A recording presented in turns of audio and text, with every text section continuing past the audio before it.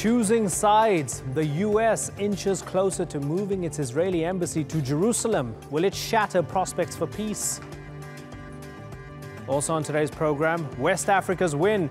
Regional leaders prevent chaos in the Gambia after Jammeh flees the country. We speak with the nation's former Secretary General.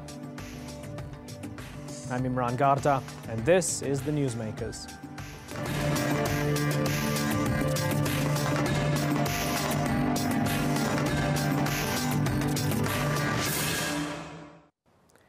It's a gamble that could unleash dangerous consequences. Donald Trump's U.S. administration says it's in the early planning stages of moving the U.S. embassy in Tel Aviv to Jerusalem, upending 7 decades of international consensus. Now, the action would amount to the U.S. recognizing the contested city as Israel's capital. Jerusalem is considered one of the world's holiest sites for both Muslims and Jews. Israel calls Jerusalem its eternal and undivided capital.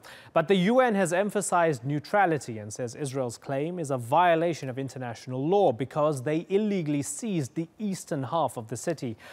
Palestinians consider occupied East Jerusalem as the likely capital of their future state. Today's newsmaker is Jerusalem, as we ask what impact the embassy move could have on any hopes for peace.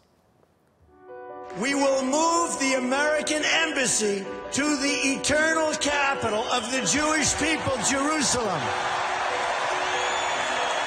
A campaign promise, now a potential reality, one which could reignite tensions, constantly at a tipping point. إن مثل هذا الإجراء لو اتخذ نقول إنه سيدمر عملية السلام.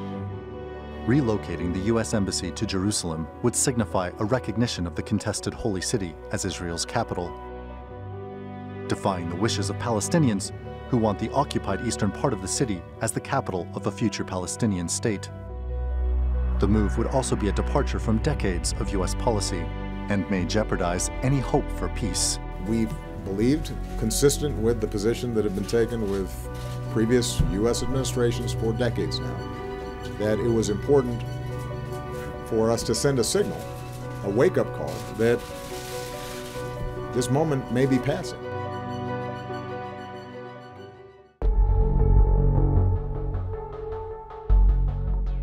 Many Israelis have welcomed Donald Trump's victory with open arms. After what's been called a grudge match between former U.S. President Barack Obama and Israeli Prime Minister Benjamin Netanyahu. It hit its peak when the Obama administration abstained on a vote at the UN last month, which called Israel's settlement activity illegal, something long established under international law. Trump, like many of his fellow Republicans, condemned Obama for not having struck down the vote with a veto, as is customary. I am stunned at what happened last month. This government, our government, abandoned our ally Israel when she needed us the most. It appears that with Trump now in power, Israel feels emboldened to increase its illegal settlement activity. Just 2 days after the U.S. inauguration, Israel approved building permits for nearly 600 homes in settlements in East Jerusalem. Will the United States Embassy be in Jerusalem? Well, I think I've answered it twice now. We are at the early stages in this decision-making process. And while the Trump administration appears to be taking its time with a city that lies on the fault line of the Israeli-Palestinian conflict, it seems America's so-called unshakable support for Israel is only hardening. A message Donald Trump is expected to deliver in person when he hosts Israeli Prime Minister Netanyahu next month, one of the first foreign leaders invited to Trump's White House. Randolph Nogle, The Newsmakers. Well, to discuss this, I'm joined by Liz Burney from New York. She's the Director of Special Projects for the Zionist Organization of America. That's the oldest pro-Israel organization in the United States. And from Washington, D.C., Kristen Seremski. She's the Media and Communications Director for American Muslims for Palestine, a national education and advocacy organization. Thanks, both of you, for joining us. Liz Burney, let me start with you. Isn't this a provocation, possibly moving the U.S. Embassy to Jerusalem? It's inviting trouble, isn't it? I don't think so. I think that the provocation is to say that following U.S. law, It's been U.S. law since 1995 that the embassy must be moved to Jerusalem. Repeated presidents have presidential candidates have promised to move the embassy to Jerusalem.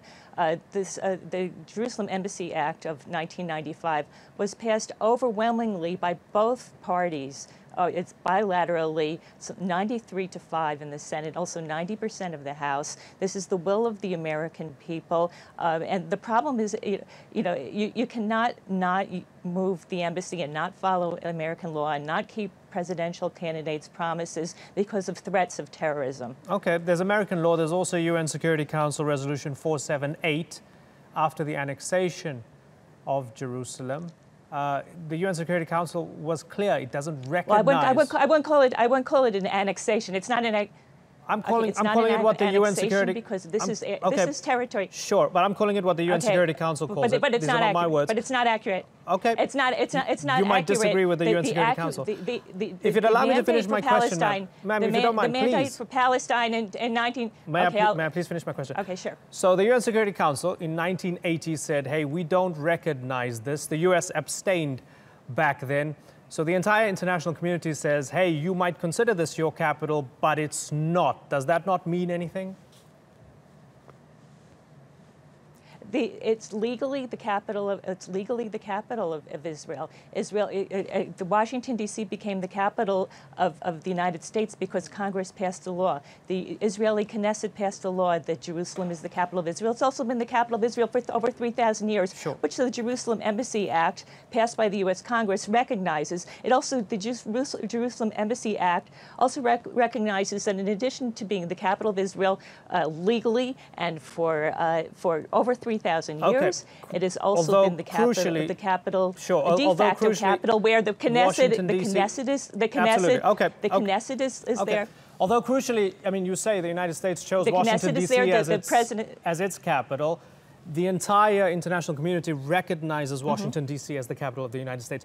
Not so the case. It's not up to what the international. It's not up to what the international community recognizes, and international law recognizes it. The applicable international law is in the 1922 mandate for Palestine, which was held in trust for the Jewish people, and that area included Jerusalem. It included the area of Israel within the armistice lines. It included all of Judea and Samaria. That's and 1922. It also included Jordan. Okay, ma'am. That's 1922. We could argue that it's superseded by. That's the only applicable binding international law. That's 1922. UN resolutions are not binding international law. UN resolutions do not make international law. The UN General Assembly and the UN Security Council cannot make or interpret international law. Okay, so just before I go to the other guest, if I could jump in here for a moment. Ma'am, just before I go to the other guest, we could argue that 1948, 1967, 1980, and so on and so forth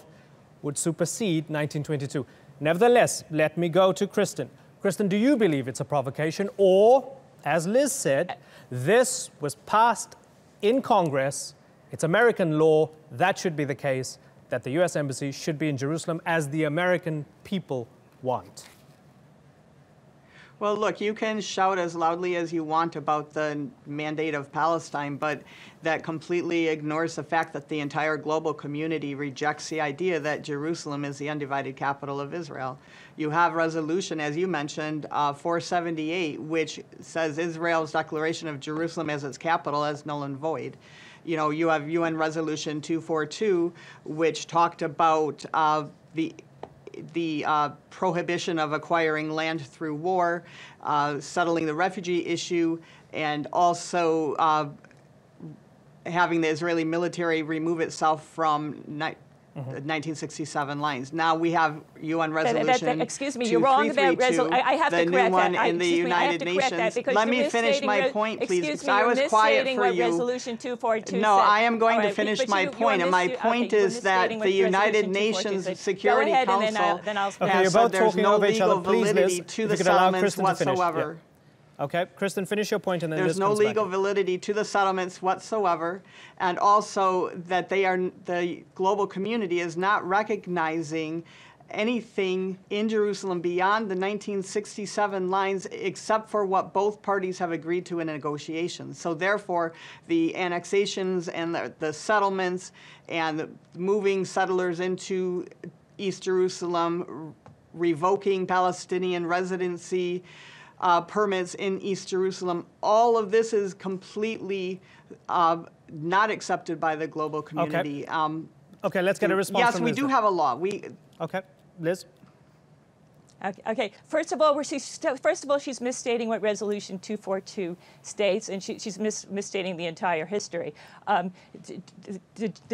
Jerusalem was Jewish-owned, and where Jews lived for thousands of years. In 1948, Jordan illegally invaded Israel, illegally occupied the eastern portion of Jerusalem, and expelled the Jews who were living there for centuries, and destroyed 58, just blew up 58 Jewish synagogues that had been there for centuries. So what she's saying, that when the Jordanian occupation ended, because of another war of aggression by Jordan, Jordan attacked Israel again, and Israel won back the eastern portion of Jerusalem. What she's saying is that you have to depopulate all of that, because Jordan illegally occupied the eastern portion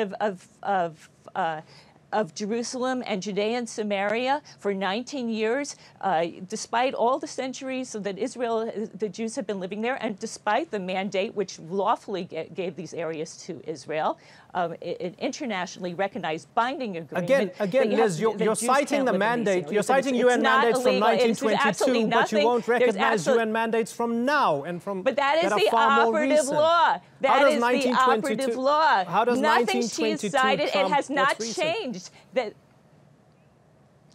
You can't Imran, use I also need to jump in here because we need to UN. What's recent is not international law. The UN Security Council, you have to, international law is a treaty. Okay. Nothing that has happened since then is a binding treaty. Okay, Kristen, I'm going to come to you in a minute, but Liz, allow me to ask you. I want to refute the Zionist narrative about... in a moment, Kristen. I'm going to come to you in a moment. Liz, let me ask you, do you believe in a two-state solution, Liz? Do I believe in a two-state solution? I believe that, okay, first of all, that's a misnomer, because there already is a state, which is the state of Israel, which is legally entitled to the entire area. Now, if you're asking me if I'm for the creation of a Palestinian state, I am not, because it would be a terrorist state. We know the surveys show that Hamas would win. That's There's fine. also So you don't. ISIS there. Okay, ISIS, so you don't. The recent terrorist attack Liz, allow me to bring Kristen in. Committed by an ISIS. PFLP, which is a designation. Liz, I asked you if you believe in a two-state solution. You said no. So allow me to bring Kristen in now. So Kristen, I'm looking at some of the responses. Okay, Liz, you made your point. You don't believe in a two-state solution. I thought you did. Kristen, looking at some of the reactions to the potential of the U.S. Embassy moving to Jerusalem, we've had from Fatah Central Committee, Jibril Rajoub, saying, in our opinion, moving the embassy to Jerusalem is a declaration of war against Muslims. Isn't that really reckless and maybe unwise from him to try and perhaps blow that out of proportion and to whip people up into a frenzy? Do you agree that maybe he shouldn't have said that? Well, before I even answer that question, I really want to jump in here and refute the Zionist narrative that Liz keeps forwarding, that Jews have owned basically Jerusalem for 3,000 years. You know, the Arabs there were indigenous Jews living in that area, of course. There are also indigenous Arabs. It's been a Muslim land since the 7th century, except for a 90-year period during the Crusades. Jerusalem is very important, not just to Jewish people, but to Muslims and Christians as well.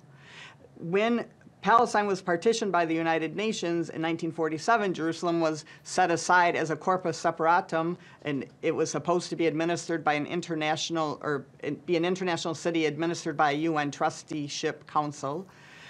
And it's supposed to be and the Arabs part refused of the to final accept that, status so that negotiations. never became, Liz, let me finish, please. Agreement.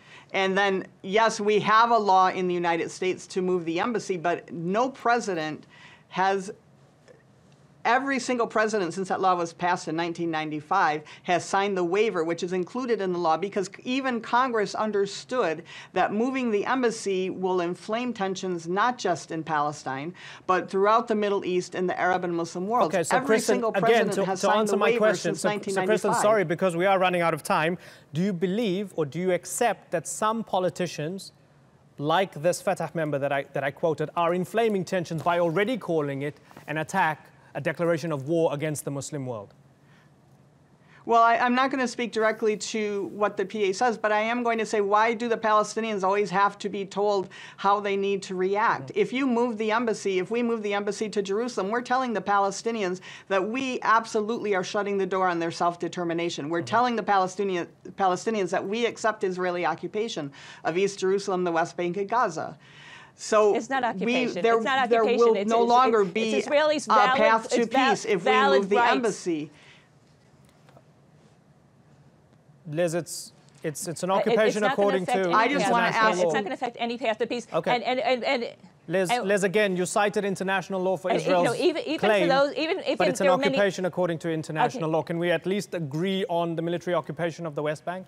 It's not an occupation. No, it's not an occupation according to international law. It's not an occupation according to international law because Israel has the sovereign right to this area, which was granted in 1922 in the Mandate for Palestine, and that has none of the other resolutions have had the ability to change it because it would require a treaty. And in fact, in the Jordanian-Israeli treaty in 1994, it says that the border, the Jordanian-Israeli border, is the Jordan River. Okay, I have a final question for Kristen. The mandate actually ended, Kristen, Liz, you need to stop living in 1922. The mandate ended. Sure. Kristen, I have a final question for you. The UN Resolution 80 says that the mandate, that the rights that were given under the mandate continue. Okay, this is terribly frustrating. Kristen, final question for you because I'm out of time. You're wrong. Sorry, also, you're wrong about saying that. Okay, Liz, we're all wrong. Kristen, final question for you. Do you think it's going to happen? Do I think no, reports indicate that the Trump administration may be walking back his pledge to move the embassy.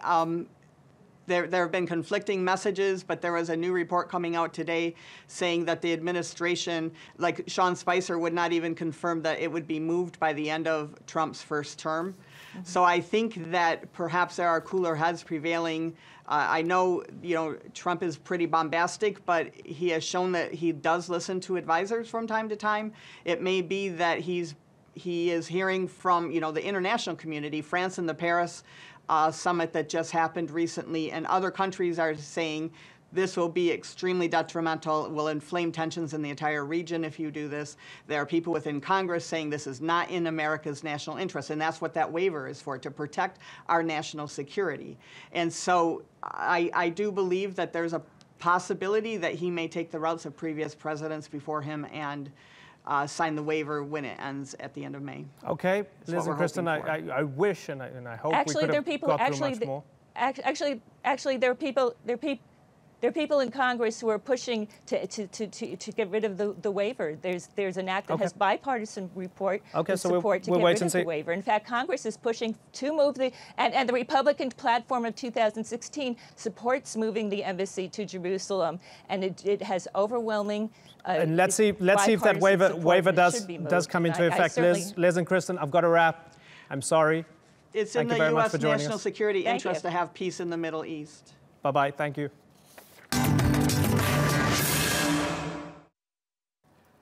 While the world's attention was fixed on Washington, D.C. as Trump took power, another historic change of leadership was taking place in West Africa. Property developer Adama Barrow was sworn in as president of the Gambia, while the incumbent refused to step down. It was a tragically familiar scene. A leader who'd seized power in a coup, ruled for decades, then lost an election but wouldn't hand over the reins. There were fears the country was on the brink of civil war. But just as West Africa's military might was poised to remove him by force, President Yahya Jammeh fled the country. It's being seen as a win for democracy in the Gambia and a sign of success in West African cooperation.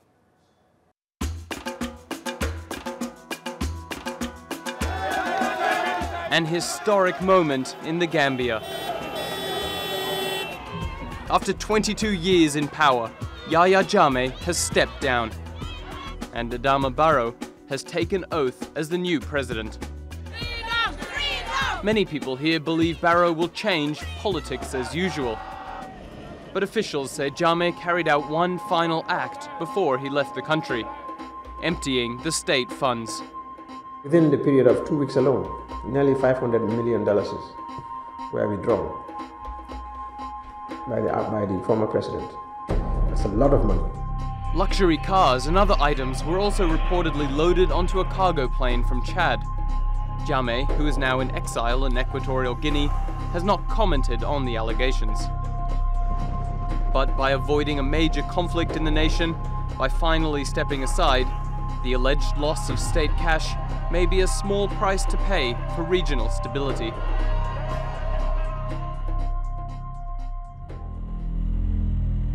The Gambia is one of Africa's smallest countries. Situated along the continent's western coast, unlike many of its neighbors, it has enjoyed long-term political stability. But when Yahya Jammeh was defeated in 2016's shock election by opposition candidate Adama Barrow, a political crisis ensued. Jammeh initially conceded defeat, congratulating Barrow for his clear victory. Many political prisoners were freed from jail in the following days, but after the official results came out, Jammeh changed his mind, saying he will not step down, citing abnormalities. Regional governments, the US and the UN, pressured him to accept the result. The crisis dragged on to 2017, and the Gambia's army chief reaffirmed his loyalty to Jammeh. Tensions rose in the country, and thousands began fleeing to neighboring Senegal. Shortly after, Jammeh declared a state of emergency, blaming foreign powers for the crisis. 2 days later, Barrow was sworn in as president at the Gambian embassy in Senegal, and UN-backed regional forces gave Jammeh a deadline to step down before they intervene. He took them up on the ultimatum the next day, before any altercation began. Barrow is now still in Senegal, but says he is ready to set foot on his nation's soil within the next few days, a nation that he says has now become a democracy. Donald Cameron, The Newsmakers. Well, joining me now is the Honourable Abdulsalam Jammeh from London. He's the former Secretary General and head of the Gambia Civil Service. Thanks so much for joining us, sir. So, not a shot fired, and we had a peaceful resolution in the end when many feared that this was going to be civil war because Jammeh didn't want to go. He's gone now. Has the Gambia bucked the trend on the continent? Is this great news? Oh, very great news, of course, that we were able to sort this out without any fatality and no form of violence. I think it's great, and it's great for the West African region in particular. Did the reality really, dawn on Jammeh, and did the penny drop for him when he realized, I might not get away with this? I think the reality dawned on him that really he cannot get away with it because the 7,000 troops were determined to get Barrow inaugurated as president of the Gambia. And Jammeh was not quite sure whether he would get the full support of the Gambian army itself. That's why at the end of the day he called Alpha Condé, president of Guinea, and the president of Mauritania to intervene at the last minute because ECOWAS were poised to move in and get him out by force. Luckily, this was averted. There are those who want him prosecuted. There are people talking about the ICC. There are people saying that he needs to be held accountable in some way, shape, or form. He also didn't leave with empty pockets. There's about $11 million missing.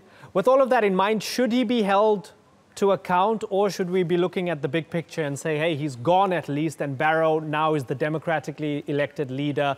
Going after Jammeh would be counterproductive. What do you think? My view is we should follow what the President Barrow said, that we're going to have a Truth and Reconciliation Commission, and proper investigation will be done.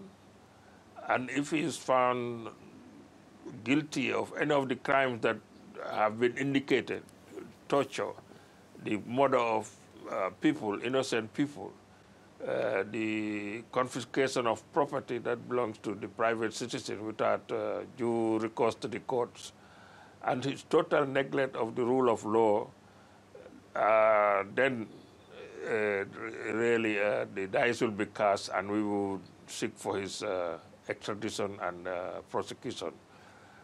Final question for you, sir. How difficult is it going to be for Barrow to unite the country, given that there were many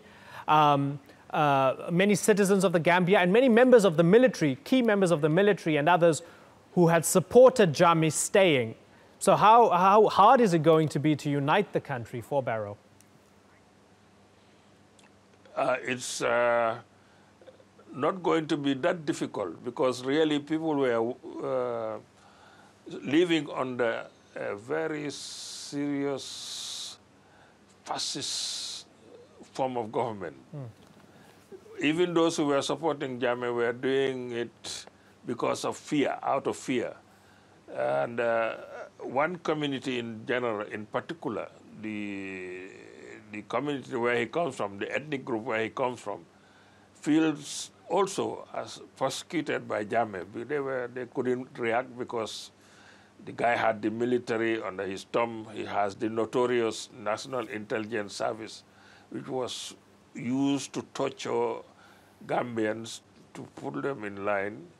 And it's almost equivalent to the Tantam Makud of Haiti, very notorious in every sense of the word. So right now, Barrow is riding on a wave of high expectation and huge support from the Gambian public. So if he moves in positively and keep that spirit on, I think he will be able to unite the country for the transition period of 3 years. I've got to wrap. Unfortunately, the show's ending, but it's been a pleasure, Abdulsalam Jammeh. Thank you very much for joining us on the Newsmakers.